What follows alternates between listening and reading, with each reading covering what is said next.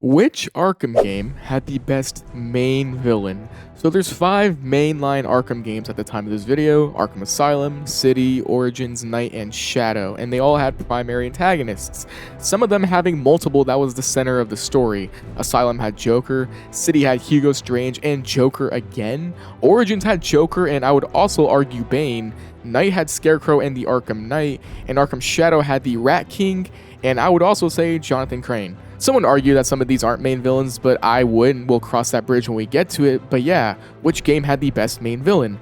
Every single game had these villains achieve different goals. Some went about it better than others, and the end result, what their goal was for Batman, turned out better for others, while others not so much. So this video will discuss each main villain, and then I will rank each game on how good their main villains were at the end of the video. So let's get started with the question of which Arkham game had the best main villain. If you can subscribe, I really appreciate it. A lot of people that eat hot Cheetos aren't on keto diet, so I recommend doing that if you want to get healthier. So yes, subscribe for that reason, but let's move on.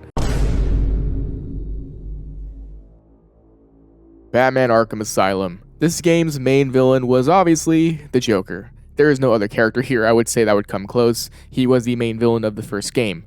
Now the Joker in the first game has the perk of it being the first game. It may be the most memorable for some because of that, but what his plan was and how he went about it, let's discuss that. So the Joker's plan in this game consisted of him trying to get into Arkham Asylum. He assaulted Gotham City Hall to get captured by Batman and be taken to Arkham Asylum. And the reason he took over Arkham Asylum was to get his hands on Dr. Young's Titan formula, which turns people into monsters, and he wants to do evil Joker things with it, yada yada yada. Let's break down how Joker worked as a villain here. So Joker as a villain is like the safest option ever, right? But that doesn't make it any less good or bad. The Joker story here feels very normal for a Joker story. For being the first game in the series, the stakes here are set to an expected standard. It is really cool to see Joker doing evil things and Batman going to take him down. This game is really the one in the series that really focused on that specific classic rivalry the best in my opinion.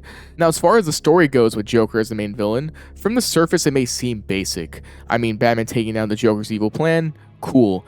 But the really interesting thing this game does with Joker as a villain is how his plan isn't revealed in the beginning. All you know is that Joker allowed himself to get captured, and you as Batman have to solve why he does that. And over the course of the story, you find out the Joker's plan was to steal Dr. Young's Titan formula, and the game does a really good job of pacing that storyline. And something that Arkham Asylum does really well, honestly compared to the other main villains, is that Joker is pretty apparent throughout the story. He's always there taunting you or to constantly talk to you. You feel like Joker is there the entire time. Compare that to someone like Hugo Strange, for example, where he really isn't in his own game that much. The Joker's personality in this game flourishes. You kind of see him at his most prime in this game in the entire series, right? Like in Arkham Origins, it's his beginnings. Arkham City, he's dying. Arkham Knight, he's dead. In his game, he's still healthy and being the Joker. And the Joker served as a great antagonist here because the game isn't trying to be more ambitious than it needs to be. Joker here revolves around a story that's just the beginning. The stakes don't need to be extremely high, and because of that, we can have more focus on him and his plan here in a setting that's more smaller scale, which lets us spend more time with said villain. I think for those reasons, Joker serves his purpose here really well, and because it's Mark Hamill as a Joker coupled with a great script for him, it's just really entertaining to see this character do the things that he does. But let's talk about the cons here, because for me, there are some things I do want to talk about. So while the story does play it quote-unquote safe due to it being the first game, and even though the story is really good on that regard, to me, for a story to elevate, it needs to push the stakes higher, have something a little bit more ambitious, and stick the landing in order for it to be more memorable for me. I think Arkham Asylum does not do that. The story does set up for the future of the series with the Titan formula and Joker being behind all of that, which is big, but in its own confined story with Joker here as the main villain, he doesn't really do anything with the aforementioned ambition. And I know I'm talking about the story here rather than the main villain Joker at times, but this game's story all revolves around the Joker as the main villain. But he is great here. I just don't think that there's much that the Joker does here to really wow me. But overall, it's just not as memorable to me as some of the other games. Still memorable though, I like it, but that's my thing with the Joker here. To wrap up Arkham Asylum, the Joker as a main villain here works excellent due to the story being an introduction to the series, the Joker having a commanding presence throughout the story, his story being unraveled at a nice pace, allowing you to invest into his evil plan, and the Joker himself just being a very interesting character. But due to the story not being as ambitious as the others, misses that level to just elevate it that much more for me. Still memorable, just not as much. But that's what I think for Arkham Asylum Joker. Moving on with Arkham City.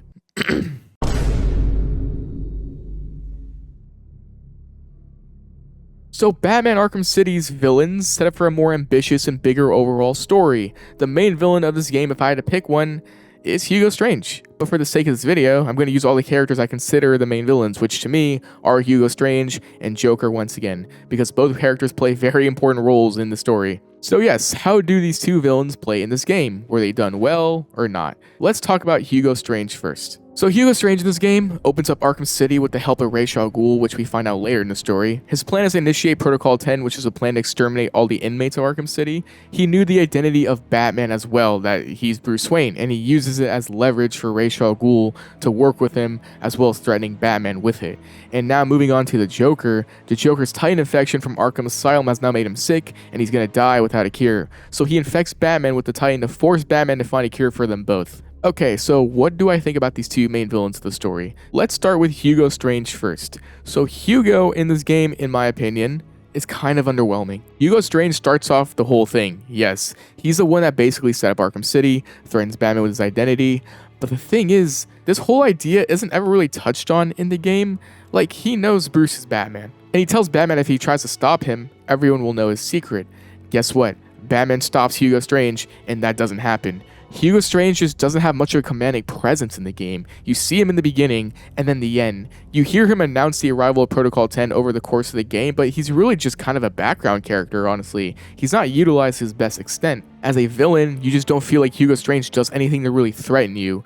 There are optional audio logs in the game and stuff to really hammer down the fact that he's breaking down some of these villains and to develop his character, but in the actual story, he's just not as good as he could be. I mean, the whole idea of this game and the promotional stuff was that he knows Batman's identity, and that his ultimate plan of Protocol 10 is nearing as the story progresses, but it just takes a back seat over the course of the game, which ultimately makes him not as intimidating of a villain. And his whole plan of creating Arkham City here, initiating Protocol 10, it is cool when it happens, but the main issue is that it's all overshadowed by the Joker storyline. So let's wrap up Hugo Strange here and discuss the Joker's role. Hugo Strange in this game, he really was just used to set up the introduction of the story, and his story wraps up at the end, with not much happening in the middle. And it's all because it was once again overshadowed by the Joker storyline. So yeah, that's unfortunate for Hugo Strange, but let's talk about Joker. So the Joker's plan was to force Batman to find a cure for them. Majority of the story is you doing just that, going on a hunt to find a cure.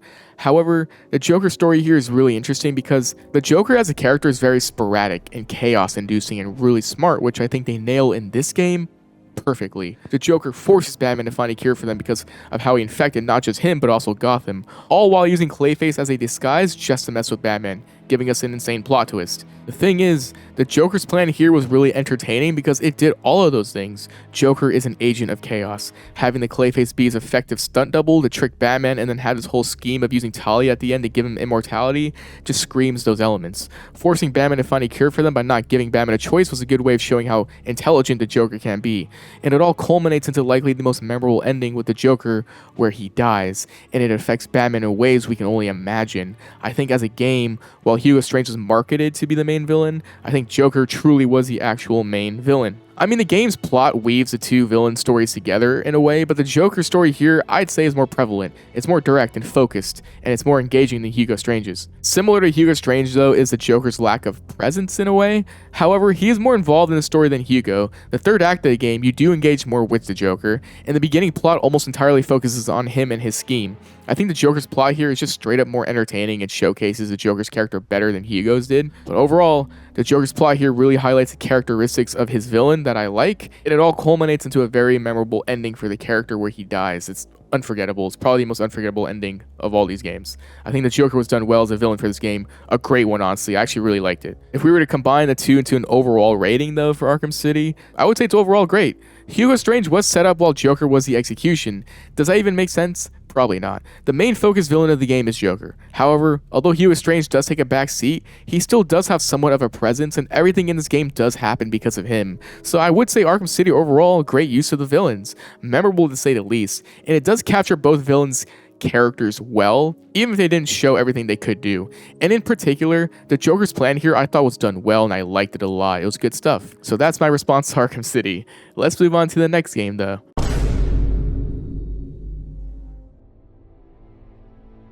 Batman Arkham Origins. This game's main villain was the Joker, again, but also Bane. I think Bane is a low-key main villain in the game too, and I'll explain that, but the cool thing about the Joker story here, and in each Arkham game honestly, is how different each story is from one another, and I think the Joker as a villain here and his whole plot is done really well. And let's get into it. So first of all, let's start with the Joker here. The Joker's plan here was to pretend to be Black Mask, hire assassins to kill Batman, and then try to take over Gotham City, in a nutshell. However, over the course of the story, Joker goes from being like a low-key suicidal maniac to then having a newfound purpose to live with Batman. One of the amazing things this story does is set up the dynamic between Batman and Joker, as well as developing their character arcs. The Joker here goes from someone basically wanting Batman dead to now wanting to play their cat and mouse game until the end of time. The plot here works and it's great with this character, but what really makes this memorable for me is seeing the confused face as to why Batman saved him.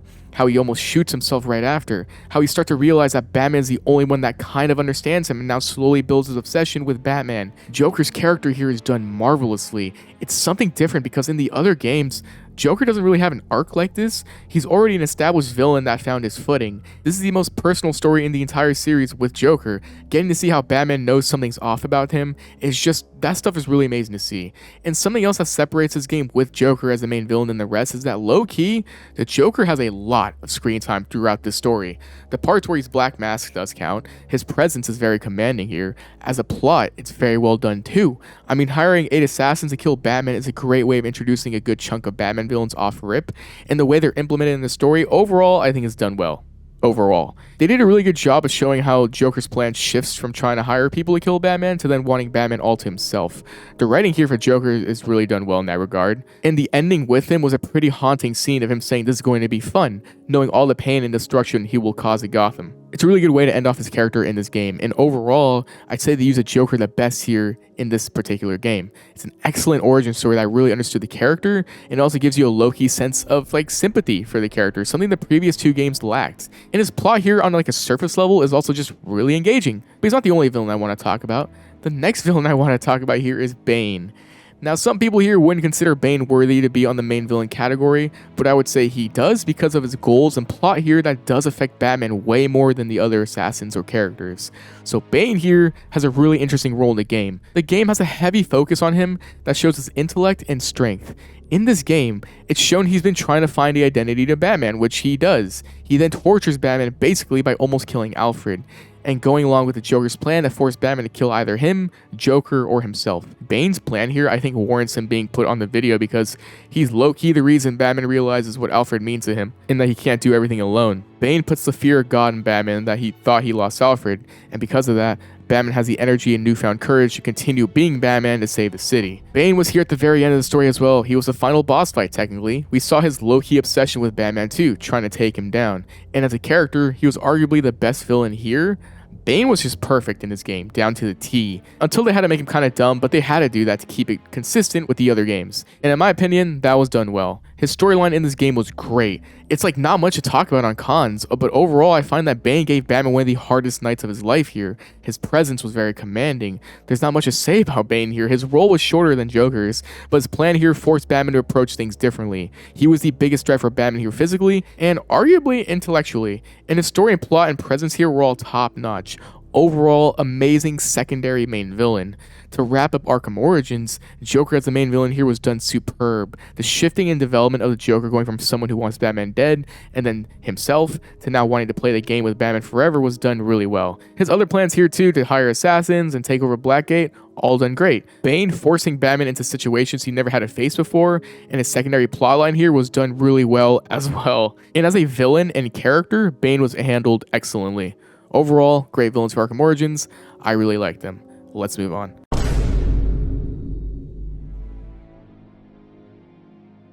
Moving on to Batman Arkham Shadow.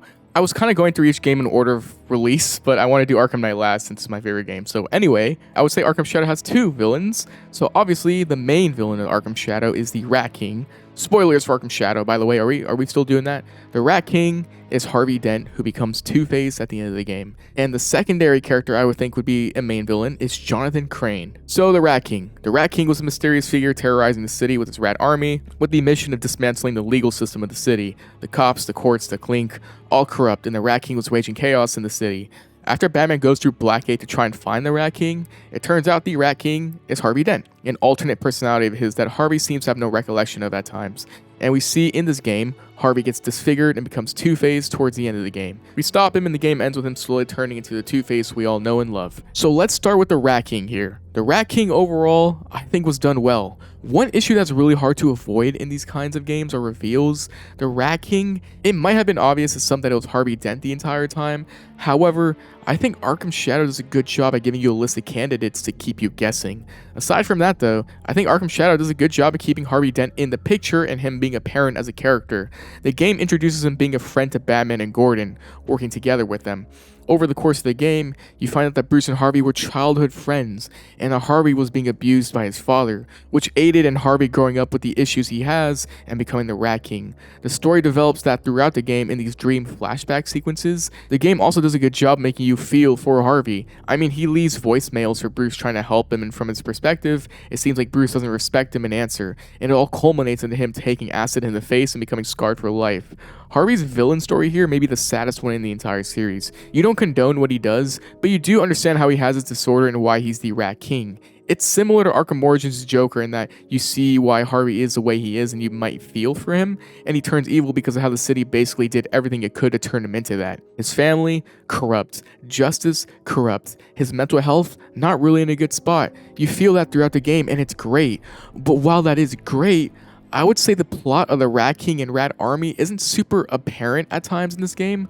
Outside the game's prologue where you traverse Gotham, you don't really feel the city of Gotham under attack and you helping it because you're in Blackgate. The plot of the Rat King kind of takes a back seat at times in that regard as you explore Blackgate doing different things. So as a villain, I feel like the Rat King or Harvey Dent doesn't have any real weight to the story's plot until the ending, and instead, the game focuses more on Harvey Dent's character until the reveal. So as a main villain, that element does feel like it's missing at times throughout the story because it feels like you're just going around trying to find the Rat King and not actually interacting with said Rat King, if that makes sense. But still, as a character, Harvey Dent is done justice and I really like that side of the character. But other than him, the other villain in this game, I believe, is Jonathan Crane, aka Scarecrow, although he's not the Scarecrow yet at this point in the universe. The title of the game, Arkham Shadow, kind of revolves around this guy. Crane brings out people's shadows, which is basically their darker, malicious side.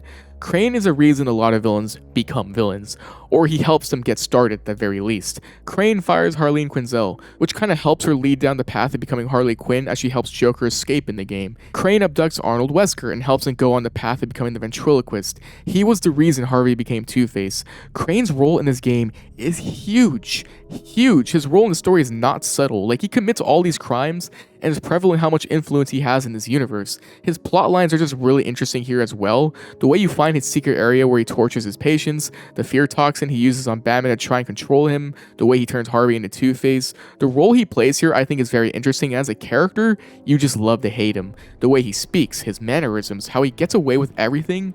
It's different when a straight up supervillain does these things, but Crane at this point is just kind of a normal doctor. They did a really good job on that part. I think Crane was done really well in this game. It kind of reminded me of Bane from Arkham Origins, and for those reasons, I really like Jonathan Crane in this game.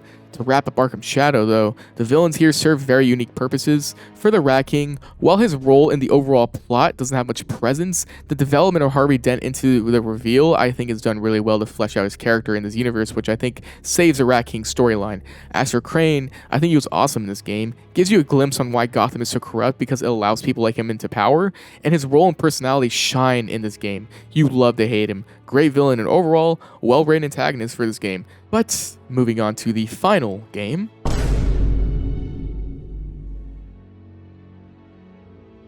Batman Arkham Knight, the best Arkham game, haha.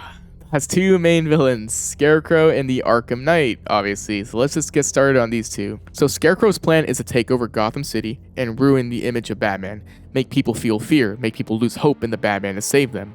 That's what his whole goal was, and ultimately, he succeeded in some kind of way with how he reveals Batman's identity. Now Scarecrow in this game, I think it was done decent overall. Crane's plan here does come into fruition to some extent. He makes Batman feel sorrow, makes Gotham City lose hope in a way, makes Batman reveal his identity. The plot that revolves around him works, and one thing is that his presence is felt throughout the game. He appears in missions throughout the story, he's constantly talking on the intercoms in the city, he taunts Batman, he lures Batman to where he needs to be. As a villain, Crane works because of all those things, and his whole plot here is pretty good, I'd say. However, nothing seemed to really wow me. Scarecrow in this game just works. He's good, but I feel like his personality here isn't as engaging as someone like Bane's from Arkham Origins, or Joker, you know? At times, he just feels kind of generic. Like, he wants to make Batman suffer, which is okay, but because of that, it doesn't elevate things for me personally. Still though, Crane's presence is heavily felt in the game. The stakes here are at an all-time high, and the game does stick that landing more or less. And all of this is due to the Scarecrow's plotline and character in the game. I mean, Oracle getting abducted, him revealing Batman's identity, the cloudburst. He manages to accomplish things to an extent even against the Batman. But I feel like at times, Scarecrow's personality in this game feels a little generic. There's nothing too much to stand out with him. He's just a creepy guy wanting to make Batman suffer. That's my brutal complaint with him. But let's move on to the Arkham Knight, Jason Todd. Now, here's the thing. The Arkham Knight reveal was obvious. I get it, and I'm not going to gloss over it. It being obvious does ruin the character a bit because, yeah, you're hiding something that's obvious for some people anyway, like me. However, the Arkham Knight's plot here, was it good? I'll say as a character, the Arkham Knight to me, first and foremost, had a really awesome design. His personality here was that he wanted to kill Batman, which does feel generic at first, but once you understand it's Jason Todd, the motivations become clear as to why he wants Batman dead, and it becomes a little more interesting. Something that's good is that the Arkham Knight's presence is felt in this game a lot. He appears throughout the story, I'd say, pretty often, and he's taunting you along the way. You're constantly reminded that, okay, him and Scarecrow are the threats to the city. On top of that, Jason has some really great emotional scenes here. I mean, where he gets tortured by Joker, I think was done really well. The way he blames Batman for what happened to him, amazing scene. It's a shame because you don't get much of these in this game, and Jason doesn't have a really solid resolution. He appears at the end of the game to help break Batman out of Scarecrow's grasp, like, okay, but there's no conversation between him and Batman after. So while Jason worked here, I just feel like his story felt unfinished. We didn't get to see it resolve, and that sucks because I think Arkham Knight is a good villain, especially once you find out it's Jason Todd. It just needed to have more personal and developing moments between him and Batman, which I think the game lacked.